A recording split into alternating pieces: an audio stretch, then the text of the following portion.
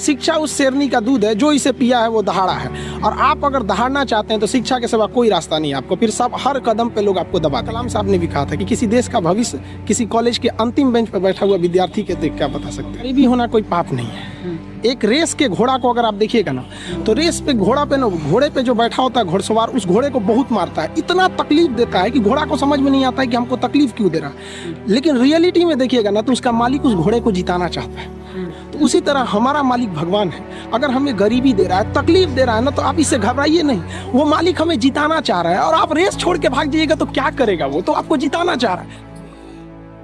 आप अगर कोई मूवी देखती हैं तो आपको 2 से ढाई घंटे की मूवी बड़ी अच्छे से याद हो जाती है। लेकिन आप कभी गौर कीजिएगा कि उस मूवी को बनाने वाला डायरेक्टर उस 2 घंटे की मूवी के लिए 2 साल से मेहनत कर रहा था, तब तो आपको याद हो गया ना। तो उसी तरह की स्टूडेंट जो होता है ना, उसके मेहनत को कम करने के लिए एक टीचर को मेहनत करना पड़ेगा, उसे प्रेजेंटेशन देना पड़ेगा, उसे अपनी भाषा में बताना पड़ेगा कि एक लड़का जो है वो भोजपुरी बेल्ट का है। भोजपुरी वालों को तो पहले ये लगता है कि हम बहुत पीछे हैं। अरे भाई, तुम नहीं पीछे हो, जितना एक CBSE ICSE बोर्ड का जानता है उतना ही तुम जानते हो। बल्कि ये जो गांव के लड़के ये ज़्यादा मेहनत करते हैं, 20-20 किलोमीटर साइकिल चला के आते हैं। किसी शहर के लड़के के लिए पॉसिबल नहीं है उतना, तो ये ज़्यादा मेहनत करते हैं। तो इनके लिए क्या होता है ना कि इनके पास सुविधाएं। स्टूडेंट्स की सफलता में 3 चीज़ का योगदान होता है। एक उनके गार्जियन का योगदान होता है, गार्जियन को भी हर पल उसको डर बना के रखना चाहिए कि भैया तुम पढ़ो इसको। दूसरा टीचर्स का होना चाहिए, टीचर्स उसके अंदर फ्रेंडली होने चाहिए, अच्छे से समझाना चाहिए, और खुद स्टूडेंट्स का।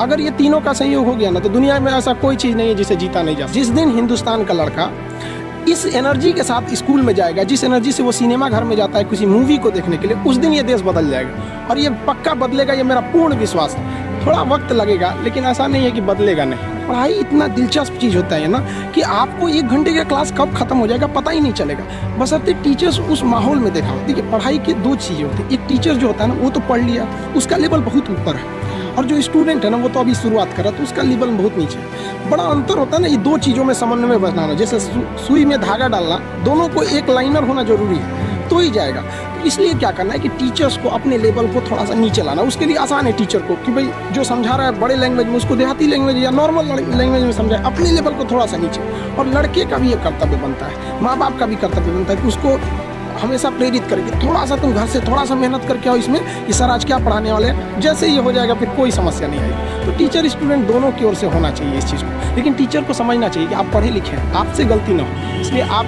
लड़कों को उनकी कमजोरी तक में बताएं। यहाँ पर बहुत से लड़के होते हैं वो तो सवाल ही नहीं पूछ पाते हैं डर के मारे।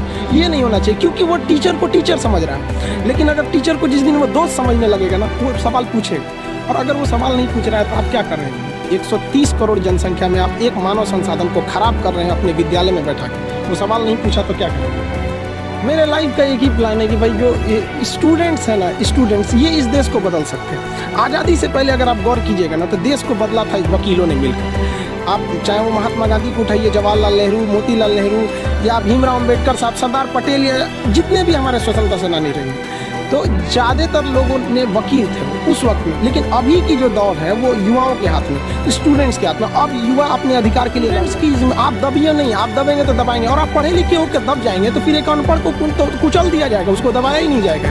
तो अब स्टूडेंट्स जाग गया है, अब स्टूडेंट्स को कोई नहीं रोक सकता। आगे वाले देश का भविष्य वही है। और हमारे कलाम साहब ने भी कहा था कि किसी देश का भविष्य किसी कॉलेज के अंतिम बेंच पर बैठा हुआ विद्यार्थी के देखकर। स्टूडेंट सरकारी स्कूल में पढ़ने जाता है तो आपको क्या लगता है उसको कितना नॉलेज मिलेगा? वो 1 घंटा बैठेगा तो 1 घंटा में कितना नॉलेज गेन करता है? तो वहाँ एक कॉलेज के मैनेजमेंट की भी गलती है, और स्टूडेंट्स में भी है कि भाई देखिए, आप कॉलेज नहीं जाइएगा तो फिर स्कूल और कॉलेज जो होता है ना, माँ का दूध होता है, और ये सबके लिए ज़रूरी होता है।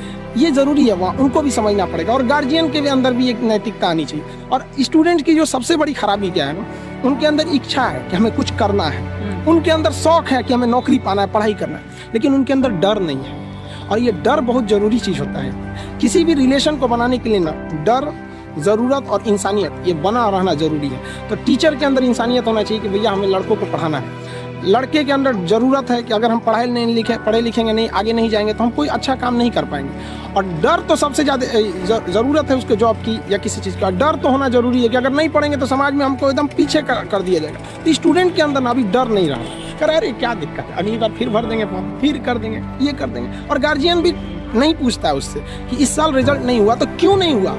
लड़का एग्ज़ाम देने जाता है ना, तो उसको पता चल जाता है एग्जामिनेशन हॉल में कि मेरा रिजल्ट होगा या नहीं होगा, और ये रियलिटी है। अगर आप वेट कर रहे हैं ना तो समझिए कि आपकी संभावना कम है रिजल्ट होने की, क्योंकि जिनका रिजल्ट होता है वो एग्जामिनेशन हॉल में पहुंच जाता है। और जब लड़का फेल होता है ना तो एक बहाना खोजने लगता है, ये प्रॉब्लम था, तबीयत ठीक नहीं थी, ऐसा हो गया, जबकि ऐसा चीज़ नहीं है। आप शुरुआत से ही गलती करते आ रहे हैं। ये लड़कों की भी भावना है, उनको भी अपने चेंज करना चाहिए इस सोच को। ये भी होना कोई पाप नहीं है। एक रेस के घोड़ा को अगर आप देखिएगा ना तो रेस पे घोड़े पे जो बैठा होता है घोड़सवार, उस घोड़े को बहुत मारता है, इतना तकलीफ देता है कि घोड़ा को समझ में नहीं आता है कि हमको तकलीफ क्यों दे रहा है। लेकिन रियलिटी में देखिएगा ना तो उसका मालिक उस घोड़े को जिताना चाहता है। तो उसी तरह हमारा मालिक भगवान है। अगर हमें गरीबी दे रहा है, तकलीफ दे रहा है ना, तो आप इससे घबराइए नहीं। वो मालिक हमें जिताना चाह रहा है, और आप रेस छोड़ के भाग जाइएगा तो क्या करेगा वो? तो आपको जिताना चाह रहा है। तो गरीबी कोई नहीं। हम लोग खुद जब अपने स्टूडेंट लाइफ में थे तो हम लोग उसमें गुरुद्वारा में जाके खाना खाए थे। ये हालत था हम लोग का। इसीलिए हम भी अब कभी कभी जहाँ पे मतलब फ्री डोनेशन में नहीं, समाज सेवी लोग खाना खिला देते हैं, उतना घर से हम लोग कभी कुछ नहीं था, तो वहाँ जाके खाना खा लेते थे। इसीलिए अब जब आदमी के पास है तो हम लोग भी थोड़ा अनाथ आश्रम या ऐसे चीज़ों पे हेल्प कर देते हैं। तो ऐसा नहीं है कि हम लोग भी बहुत बड़े घर से आए थे लोग, ऐसा नहीं है। तो गरीबी कोई बाधा नहीं उत्पन्न करती है। लेकिन अगर आपके दिमाग में बैठ जाएगा हम गरीब हैं, कुछ नहीं कर सकते, ये सोच, अगर एक डॉक्टर ये सोचने लगे ना कि हम डॉक्टर हैं, तो फिर मरीज का अच्छा से इलाज नहीं कर पाएगा।